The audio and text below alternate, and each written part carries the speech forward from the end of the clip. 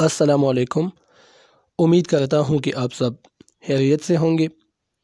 आज के इस मुख्तसर लेक्चर में हम एक अदबी इस्तिलाह तग़ज़्ज़ुल पढ़ेंगे।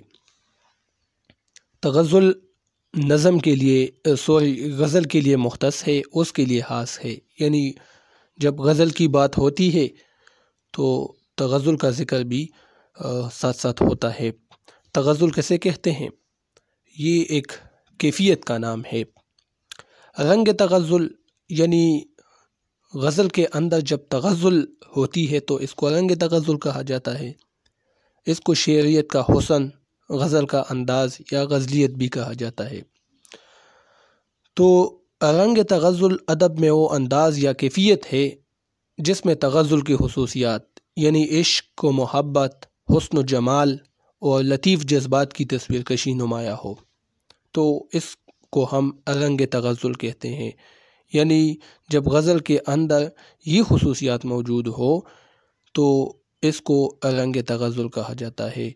ये इस्तिलाह उमूमन ऐसी शायरी के लिए इस्तेमाल होती है जो नर्म व नाजुक जज्बात और दिलकशी से भरपूर हो और जिसमें महबूब की तारीफ़ या आशिक के दिल के जज्बात को मुनफ़रिद अंदाज में बयान किया गया हो। आसानी के लिए मैं यूँ कहूँगा कि तग़ज़्ज़ुल जो है ये एक अदबी इस्तिलाह है और गज़ल के लिए मुख्तस है।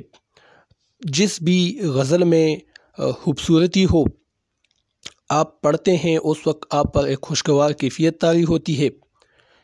दर्द के साथ साथ उसमें इंबिसात की खूबियाँ भी हो, उसमें एक मीठी कसक हो। जब आप पढ़ते हैं आप पर एक कैफ़ियत तारी हो जाती है, तो फिर इसको हम तग़ज़्ज़ुल कहते हैं। और जिस भी गज़ल के अंदर ये चीज़ होती है, तग़ज़्ज़ुल होती है, तो फिर हम कहते हैं कि इसमें रंग तग़ज़्ज़ुल है, यानी तग़ज़्ज़ुल की खुसूसियात इसमें शामिल है। एक शायर हैं असग़र कलकतवी, वो कहते हैं कि चाहिए रंग तग़ज़्ज़ुल भी गज़ल में प्यारे, शायरी नाम नहीं काफ़िया पैमाई का। यानी शायरी सिर्फ काफ़िया पैमाई नहीं है कि आप बावज़न अल्फाज, हम आवाज़ अल्फाज का इस्तेमाल करें और शेर में, गज़ल में तरन्नुम पैदा करें, नहीं, बल्कि उसमें तग़ज़्ज़ुल का रंग भी होना चाहिए। इससे कलाम के हुस्न में इजाफ़ा होता है और कलाम का मज़ा दोबाला हो जाता है। तो ये एक इस्तिलाह थी तग़ज़्ज़ुल।